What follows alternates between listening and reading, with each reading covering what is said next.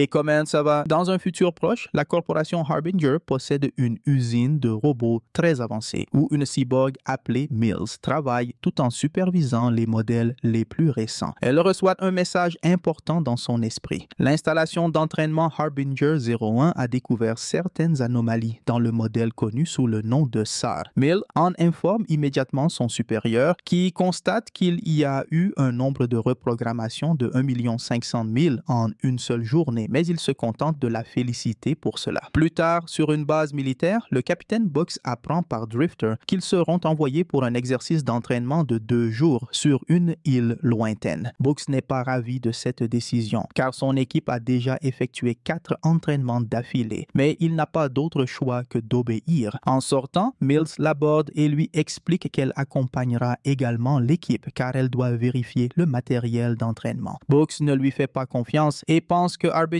l'a envoyé pour surveiller son équipe. Lorsque l'avion décolle, Mills utilise son scanner pour en apprendre davantage sur chaque membre, remarquant que Robinson possède des implants technologiques dans les yeux. Lorsqu'il pointe son fusil vers elle et lui dit de s'éloigner, Mills désactive l'arme d'un simple regard de hacker, précisant qu'elle pourrait même tirer à distance si elle le voulait. Alors qu'ils approchent de leur destination, Box rappelle à l'équipe qu'ils sont sous surveillance et doivent donc se comporter. Mills est surprise de constater qu'elle ne peut plus accéder au réseau global et qu'elle doit passer au réseau local. L'équipe arrive à l'installation d'entraînement mais ne trouve personne et se demande qui est censé les superviser. Lorsque l'avion redécolle, Mills demande à Box s'il dispose d'un soutien au sol ou d'une reconnaissance, mais il n'en a pas. Après avoir traversé un couloir de l'installation, l'équipe sort dans une forêt. Ils déploient un drone et commencent à se disperser, Mills restant en arrière. Elle remarque un drone inconnu caché parmi les arbres, mais ne dit rien. Peu après, ils trouvent le site d'entraînement et commencent à se positionner, avant d'être soudainement encerclés par d'étranges drones de surveillance. Drifter lève son arme, mais Mills l'en empêche, expliquant que ces drones ont été modifiés quantiquement, ce qui signifie qu'ils n'ont aucun opérateur. Les drones les observent pendant quelques secondes, mais n'agissent pas. Box ordonne alors à l'équipe de continuer. Peu après, ils finissent par trouver leur cible et sont déçus de voir qu'il ne s'agit que de robots très basiques. Ils élaborent rapidement un plan d'attaque et se dispersent pour ouvrir le feu avec diverses armes allant des balles aux roquettes, tandis que les drones enregistrent toutes leurs tactiques. En quelques secondes, toutes les cibles sont détruites.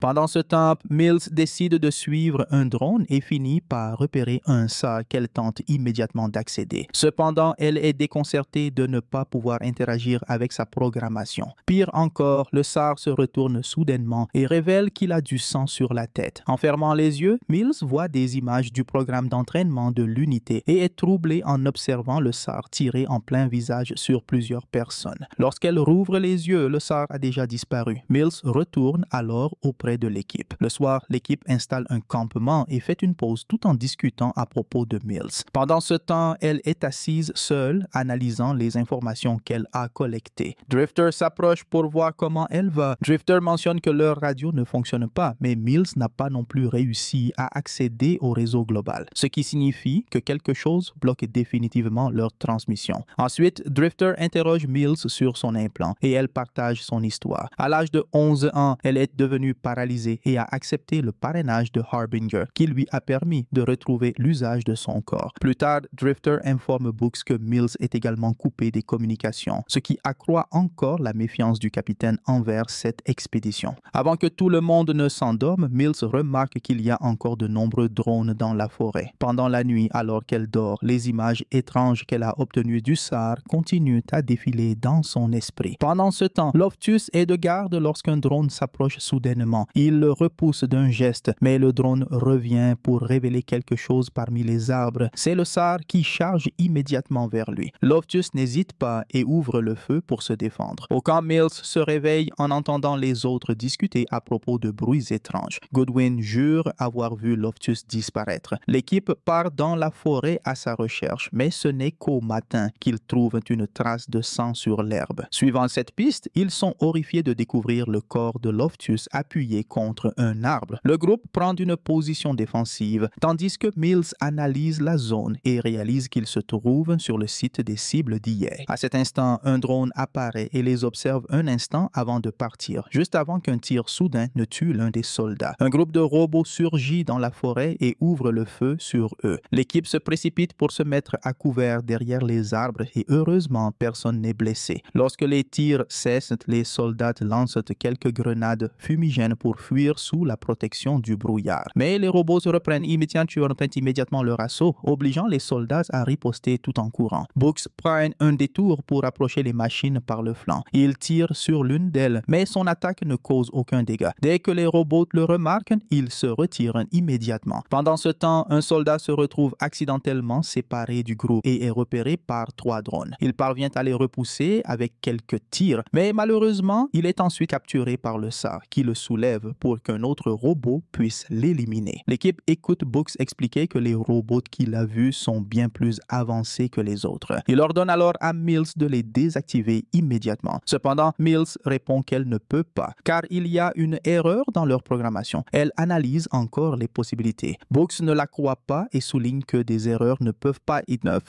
être aussi efficaces. À cet instant, Robinson revient de sa recherche du soldat disparu, mais il n'a trouvé que son casque. L'équipe décide de continuer à avancer pour poursuivre les recherches. En traversant la forêt, Books ne peut s'empêcher de se demander pourquoi les robots les ont laissés partir au lieu de les éliminer. Il se demande si c'est parce que Mills était avec eux. La conversation est interrompue lorsqu'il découvre plusieurs animaux morts, utilisés comme cible d'entraînement par les robots. Ils réalisent alors que Loftus a subi le même sort. Soudain, les robots réapparaissent en haut d'une colline et ouvrent immédiatement le feu, forçant l'équipe à courir aussi vite que possible. Mills est presque touché, mais Biles la pousse hors du chemin à temps, les faisant rouler en bas de la colline, loin du groupe. Mills heurte violemment un arbre et perd connaissance instantanément. Drifter, Goodwin et Robinson tentent de communiquer avec eux, mais n'y parviennent pas. Ils décident alors de continuer leur route. Et à la tombée de la nuit, Books porte Mills jusqu'à l'entrée de l'installation et parvient enfin à établir un contact avec les autres, qui sont retournés au campement. Le trio veut venir à sa rencontre, mais Books leur ordonne de rester sur place, car l'obscurité ferait d'eux des cibles faciles pour les robots. Ils conviennent de se réunir au matin. Quelques instants plus tard, un drone apparaît et observe Books durant 1 seconde avant de repartir. Alarmé, Books attrape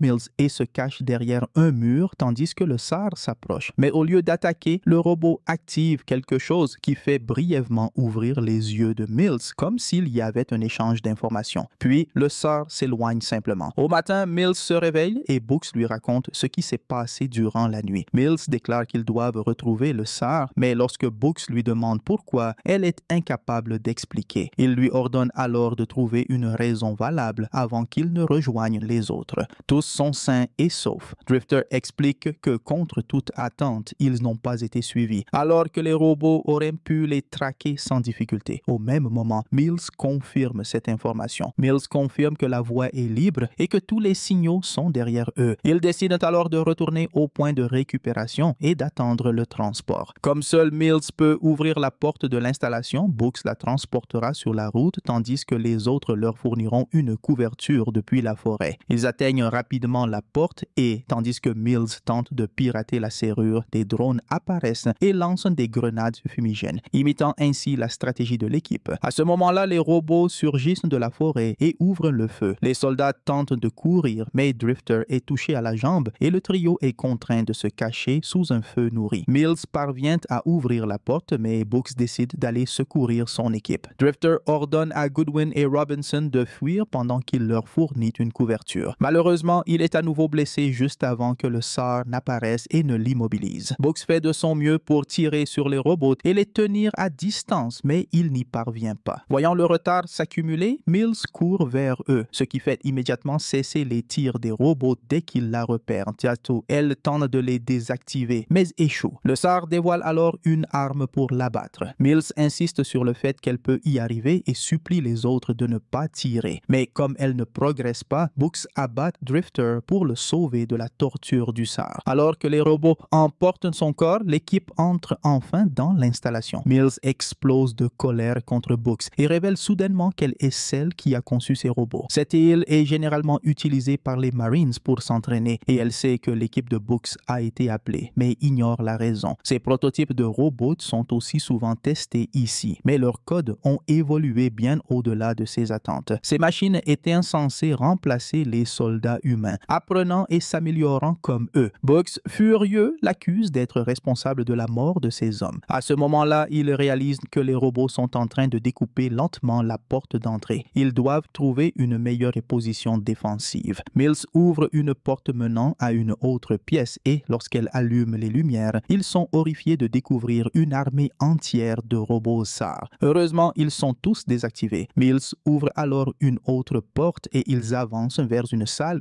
Ils découvrent les corps de tous les employés de l'installation. Mills se connecte à l'ordinateur, mais elle ne parvient toujours pas à communiquer avec le monde extérieur. Books commence alors à élaborer un plan pour ralentir les robots. Soudain, Mills s'éloigne et verrouille la porte derrière elle, empêchant les soldats de la suivre. Elle retourne dans la salle contenant les unités SAR en réactivant l'un des robots et en activant son programme vocal pour lui poser des questions. Les ordres des robots sont d'exécuter le programme de combat humain. Lorsque Mills tente d'annuler ces ordres, elle découvre qu'elle ne le peut pas. Le SAR lui explique que les sujets d'entraînement ne performent pas comme prévu et qu'ils ont donc besoin de nouvelles cibles, plus motivées. Le robot commence alors à scanner Mills, confirmant que c'est leur programme qui a attiré les Marines ici, mais que la conclusion de l'entraînement reste indéterminée. Furieuse, Mills tente à nouveau d'accéder au code, mais échoue. Le SAR commence alors à activer les autres robots, tandis que ceux à l'extérieur finissent par enfoncer la porte. Pendant un instant, Mills pense que tout est fini pour elle. Mais au même moment, les soldats réussissent à forcer la porte et l'attrapent avant de refermer derrière. Pendant que les robots commencent à découper cette porte aussi, Books termine d'installer des explosifs pour couvrir leur fuite. Malheureusement, les robots entrent rapidement et activent les explosifs, projetant l'explosion jusqu'à l'équipe. Mills est frappé par une onde électromagnétique, indiquant que les robots transportent des grenades EMP. Heureusement, l'équipe parvient à ramper hors du bâtiment et découvre une zone d'entraînement simulant une ville. Il y a de nombreux équipements abandonnés et les corps des précédentes unités de Marines. Les soldats fouillent les environs et récupèrent toutes les armes qu'ils peuvent trouver. Mills entre dans un tunnel pour récupérer une grenade EMP d'un robot détruit. Elle consulte ensuite les enregistrements du SAR montrant la mort de ses collègues, ce qui la fait pleurer de culpabilité. Une fois correctement armés, les soldats se dispersent en attendant l'arrivée des robots. Books vérifie Mills et découvre que la grenade pourrait désactiver le SAR. Si le leader est touché, les autres unités devraient également s'arrêter. Cependant, la portée est courte, ils auront donc besoin d'un détonateur. Mills explique qu'ils ne sont pas encore morts parce que les robots les ont épargnés intentionnellement pour prolonger leur entraînement. Books répond que la grenade pourrait également la tuer, mais Mills souligne que c'est leur seule option. L'équipe passe toute la nuit éveillée à attendre une attaque, mais les robots n'apparaissent qu'au matin. Goodwin reste caché car il détient les détonateurs des bombes placées sur la route. Books ouvre le feu depuis l'arrière d'une voiture, tandis que Robinson tire depuis le toit. Les scanners de Mills surveillent entre les ruses et dès que les robots commencent à avancer, elle avertit Goodwin d'activer les premières bombes, détruisant de nombreux ennemis. Robinson descend rapidement du toit et se cache derrière une fenêtre pour continuer à tirer. Un SAR manque de projeter Books dans la rue, mais un explosif le détruit à temps. Malheureusement, un drone repère Goodwin, l'obligeant à fuir avant que les robots ne le trouvent. Robinson continue de tirer depuis la fenêtre pour couvrir Books, qui court aider Goodwin. Cependant, cela attire toute l'attention sur lui et Robinson est abattu par les robots. Finalement, Books et Goodwin trouvent un abri derrière un mur, mais réalisent qu'ils ont laissé le dernier détonateur dans la rue. Ils n'ont pas d'autre choix que d'y retourner en courant, cherchant à se protéger derrière une voiture tandis que les robots continuent de tirer. À ce moment-là, Mills apparaît à leur côté et récupère le détonateur. Sa présence force momentanément les robots à cesser le feu. Cependant, ils commencent lentement à avancer, alors le duo recule pour les attirer vers l'emplacement de la grenade. Soudain, un robot tire sur l'épaule de Mills et dès que Books la rattrape, elle active la grenade EMP. Tous les robots s'effondrent et Mills survit, bien qu'elle soit gravement endommagée. Malheureusement, le SAR récupère rapidement et se lance à leur poursuite. Books porte Mills à l'intérieur d'un bâtiment et dès qu'elle peut à nouveau bouger, il lui ordonne de fuir pendant qu'il reste sur les escaliers attiré sur le robot avec presque plus d'énergie. Mills rampe au sol pour atteindre le corps de Robinson, tandis que Books, à court de balles, est projeté dans la pièce par le SAR. Cependant, le SAR refuse de tuer Books, affirmant qu'il a encore besoin de données supplémentaires pour achever son programme. Puis, il se tourne tourne vers Mills et s'avance au-dessus d'elle, exigeant sa identification. Mais elle attend patiemment le bon moment avant de répondre, humaine, et d'activer à distance le fusil de Robinson. Le SAR, gravement endommagé, s'effondre au sol. Avant de s'éteindre définitivement, il se connecte aux yeux de Mills et télécharge certaines informations. Au même instant, Mills perd connaissance. Quelques instants plus tard, un avion arrive enfin pour évacuer Brooks, Goodwin et Mills. Alors qu'ils se préparent à embarquer, les yeux de Mills s'ouvrent brusquement, révélant que le protocole de mission du SAR est désormais implanté en elle. Ainsi s'achève Kill Command, film de science-fiction de 2016. Et je t'attends dans la prochaine vidéo.